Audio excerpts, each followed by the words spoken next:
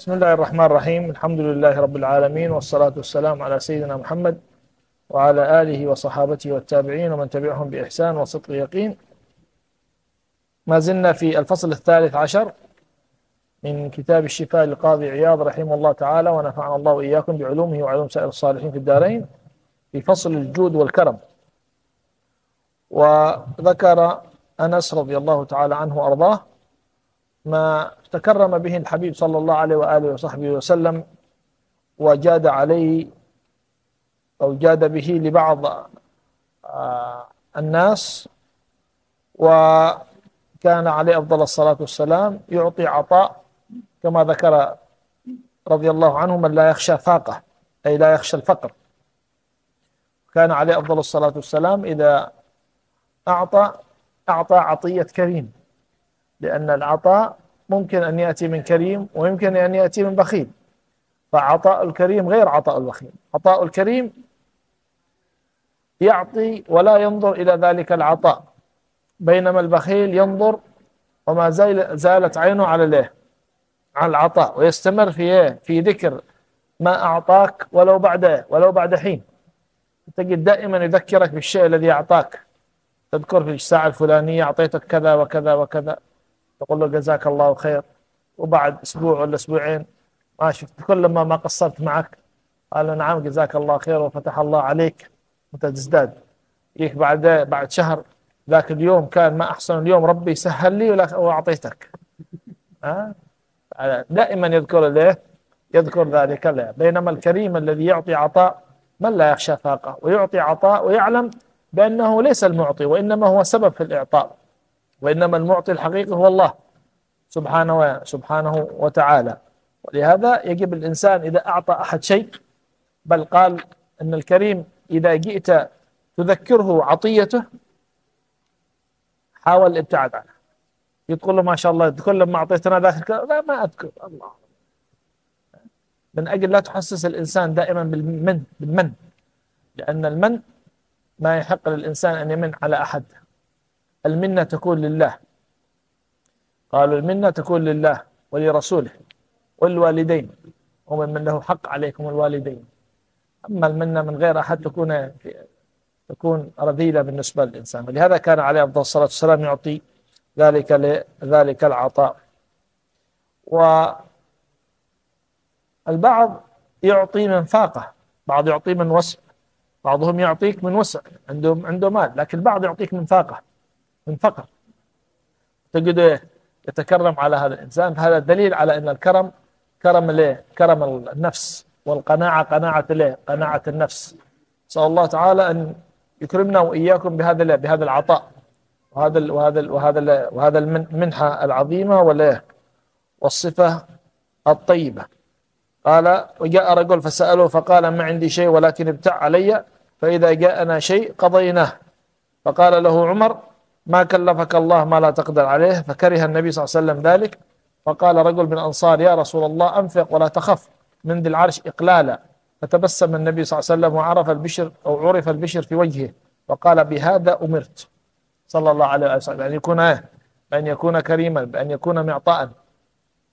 وقد بين النبي صلى الله عليه وسلم بأنه لا ينقص مال من صدقة كما ذكرنا لكم في الدروس السابقة. ولهذا على الإنسان أن يتكرم قدر الاستطاعة. وذكرنا لكم بأنه من لم يستطع أن يتكرم بعطاء مادي فليتكرم بعطاء معنوي.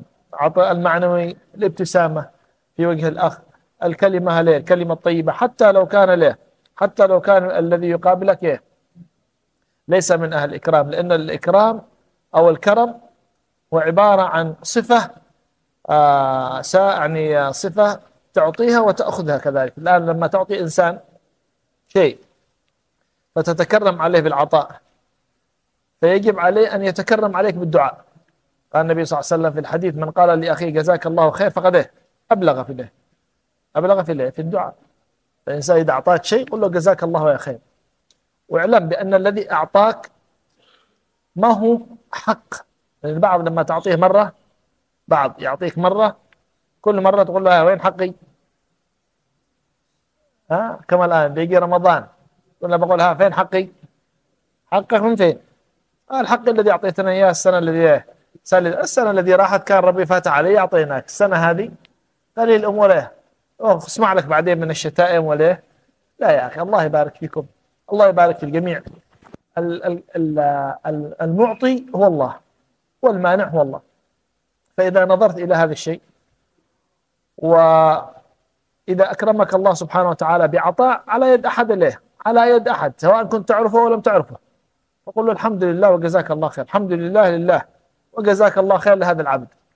إذا ما أعطاك وقطع عليك الحمد لله، لأنه هو المعطي وهو له المانع. إذا قوينا صلتنا بالله سبحانه وتعالى سخر الله العباد كلهم لنا. عندما تتقرب من الله، ما الذي قلوب العباد بيده؟ هو الله سبحانه وتعالى. فإذا قويت صلتك بالله، إذا انتظر كرم من الله سبحانه وتعالى يهيئ لك من حيث لا تعلم. قال سبحانه وتعالى: ومن يتق الله، اقرأوا هذه الآية، بل حتى قال بعض العلماء أن يقرأها الإنسان في اليوم 100 مرة. من يتق الله يجعل له إيه؟ مخرجا ويرزقه من حيث إيه؟ كيف من حيث لا يحتسب؟ أنت تروح تبحث عن شخص يعطيك، يأتي شخص آخر عمره ما أعطاك يعطيك. تبحث عن رزق من جهة، يكرمك الله تعالى برزق آخر من جهة أخرى، لأن الرزق بيد من؟ بيد الله. ولهذا لا تنتظر من العبد شيء، انتظر من الله سبحانه، واطلب الله سبحانه وتعالى هو يسخر يد العباد. قالوا: من يتق الله يجعل له مخرجا ويرزقه من حيث لا يحتسب ومن يتوكل على الله فهو حسبه إن الله بالغ أمره قد جعل الله لكل شيء قدرا. كيف جعل الله لكل شيء قدرا؟ العطاء بقدر، والمنع بقدر، والرزق بقدر، كلها ما يكرمك الله سبحانه وتعالى بمقدار، لأن الأمور عنده بمقدار، ما هي أمور تدور هكذا سبهلة، لا، وإنما بنظام ومقدار. هذا المقدار عجيب في قضية العطاء. الله سبحانه وتعالى خلق العباد كلهم وقدر أرزاقهم. هذا التقدير الذي قدره الله تعالى من الرزق هو في الحقيقة هو الرزق الذي يناسبك، وإن كنا نظن بأنه لا يناسبنا. الآن الفقير مننا يتمنى أن يكون غنيا، والغني مننا يتمنى أن يزداد غناه.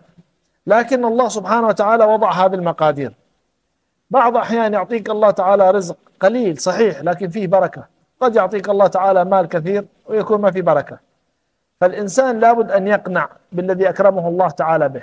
وإن ترضى بالمقسوم عشت منعما، وإن لم تكن ترضى به عشت في حزن، في ضيق، في هم، في كرب. العلم رزق، يقول سيدنا علي: حتى العقل رزق.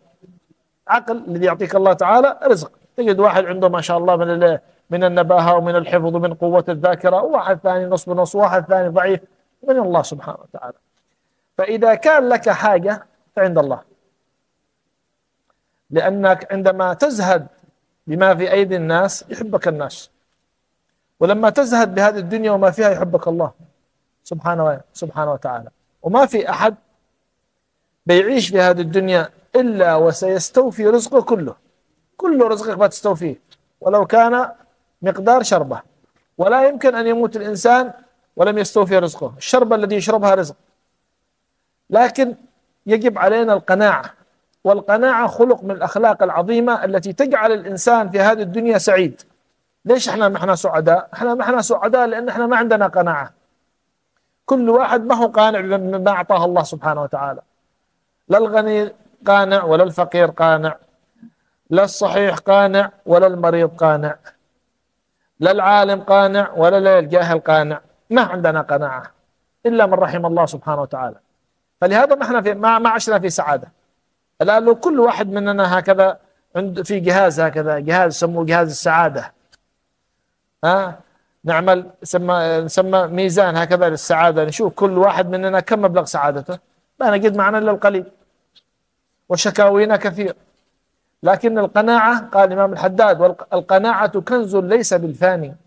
كنز ما يفنى، بخلاف الأموال الثانية كلها تفنى، الصحة تفنى، والمال يفنى، والعلم حتى يفنى إذا ما كان علم منضبط وعلم مربوط بالله سبحانه وتعالى. والإنسان كله يفنى، والدنيا كلها تفنى، القناعة ما تفنى. خذ من المال، لأنه معنا قالوا: خذ من التل يختل. لو معك مال وتأخذ منه وما تتجر فيه ينتهي. قال النبي صلى الله عليه وسلم إيه؟ تجروا بأموال اليتامى حتى لا تأكلها الصدقة، يعني ما ينتهي. لكن القناعة ما كنز ما ينتهي. رأيت القليل كثير. كان يقول مشايخنا رحمهم الله تعالى ما يتكلموا على مسألة التربية، قال إذا جئت إلى الطعام، واحد جاي إلى الطعام ورأيت الطعام قليل، قال انظر إليه بعين الكثرة يبارك الله تعالى فيه، وإذا نظرت إليه بعين القلة كما يقول أهل عدن تمرعه، ما عاد يكفي. يجي معك قليل يقول لك ما له الأكل قليل، ما هو خذوا قليل، ما عاد في داعي تقول خذوا قليل، هذه البركة حاصلة. فلما تكثر الطعام، كان يقول مشايخنا كثروا الطعام. كثروا الطعام بإيه؟ إن كان لك مقدرة في تكثيره باليد فكثره، وإن كان ما عندك قدرة حتى بالنظر انظر إليه يقول الحمد لله كثير بيكفي. كنا جالسين مع بعض مشايخنا، ويمكن أعطيناكم هذه القصة من قبل، وجلسنا على مائدة مننا، هي مائدة حق نفرين، جلسنا فيها يمكن 5 أو 6. أخذ الشيخ روتي، كان 4 أقراص روتي، أخذها قسم الروتي هكذا أمامنا حتى بان له في الصحن كثير، وأكلنا وقمنا وإحنا كلنا شبعة ولله الحمد. ليه؟ لأنه في بركة يحط الله تعالى في الطعام. إيه؟ في الطعام بركة. الآن فقدت البركة، قلت البركة بسبب إيه؟ بسبب أعيننا. وهذا في أكل كثير يقول لك إيه؟ الأكل قليل ما بيكفي، فلهذا تنتزع البركة. فلهذا القناعة دائما تكون عند الإنسان يكرمه الله سبحانه وتعالى. حتى تبارك بيوتنا، احنا الآن بيوتنا ما عاد شيء يكفينا احنا في البيوت. تطرح الجونيا الرز تاخذ منها ولا القطمة وأيام وقد انتهت، ما عاد في بركة. بسبب إيه؟ كلنا نقول ما في بركة بسببنا نحن ما عندنا قناعة. لو تحصل عند الإنسان قناعة حتى بيوتنا بتتحول، أمورنا بتتحول. القليل عندنا بيصبح كثير ببركته، بركة القناعة. صلى الله عليه وسلم اضربوا أكبر مثال، هذا الإنسان الذي يتصدق ب100 من الإبل أو من الغنم، يأتي واحد يتصدق ب100، تظن أن النبي صلى الله عليه وسلم دائما معه مئات الإبل ولا الغنم؟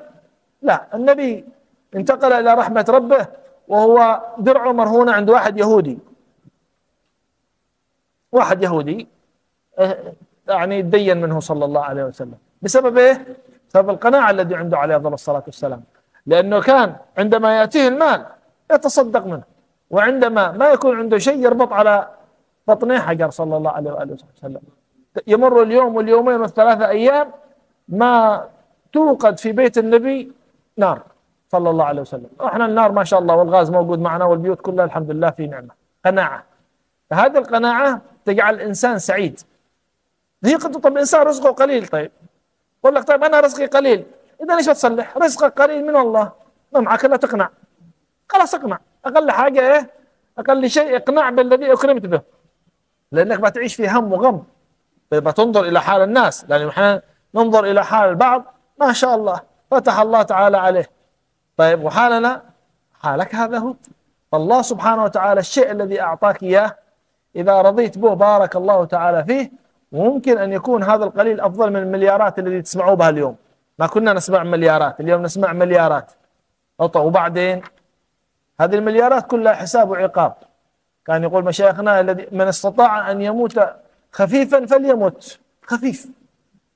فلهذا كلما زاد مال الإنسان يحاسبه وبتزيد الحساب وبتزيد السؤال. الآن بعضنا بيقول أعطونا في الدنيا وبعدين بنسد،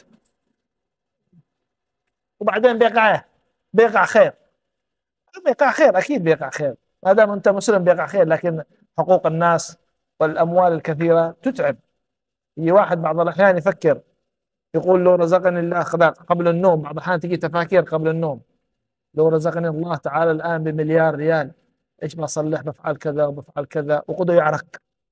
هذا المليار ما جت من الإرهاق والتعب في التقسيم، أعطيه دولة كذا ولا ما بعطيهم كذا، بزيد ذا وهذا بنقصه لأنه يؤذينا، وقسم له وطار عليه النوم واصبح الصباح في تعب، طفت عليه الكهرباء ما عاد جاه النوم. هذا حال بعضنا. فلهذا نعيش في كآبة بسبب هذا. لكن الإنسان الذي عنده قناعة، طبعا هذا الأمر ما هو سهل، الكلام سهل، لكن هذا يتدرب عليه الإنسان من الأدب. فلهذا كان عليه أفضل الصلاة والسلام صاحب قناعة. لما جاءه الملائكة يطلب منه صلى الله عليه وسلم أن يطلب ما شاء، حتى إذا أراد أن يكون جبال مكة تتحول إلى ذهب بيعيش نفسه بيعيش أصحابه.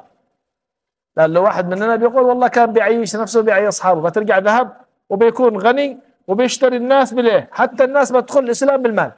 ما يشتري النبي صلى الله عليه وسلم هذا، بل كان عليه أفضل الصلاة والسلام يدرب صحابته تلاميذه على التعب، على الفقر، وكان يختار الفقر اختيارا صلى الله عليه وسلم، يعلمهم كيف يصبروا. فلما تتدرب وتتعلم وتتربى على القناعة، حتى عندما يأتيك المال الكثير يكون مال مضبوط ما يلعب بك، لأن احنا نقول في مال تلعب به وفي مال يلعب بك.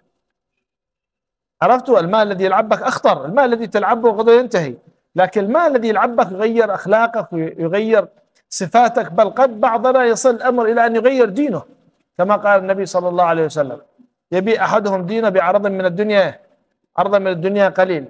قال: بلاد هذه تعبتنا بخرج الخارج، ايش بتصلح؟ قال: برجع لاقي. وقال له لاقي. طيب ولاقي ايه؟ واحد لاقي سياسي نعرفه، وفي واحد لاقي ديني يبيع دينه، تحصله يلحد والعياذ بالله من شان ايه؟ من شان المال. وراح الدين، وبعدين المال بيفنى، الدين يبقى.